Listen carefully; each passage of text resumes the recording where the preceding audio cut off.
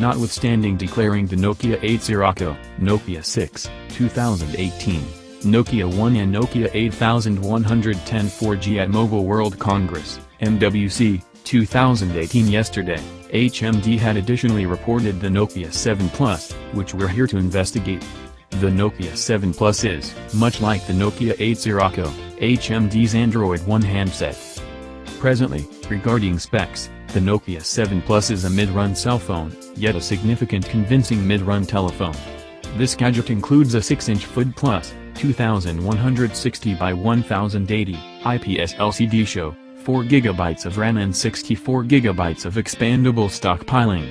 The gadget is filled by the Snapdragon 660 64-bit octa-core processor, while it accompanies a 3,800 mAh non-removable battery, quick charging included.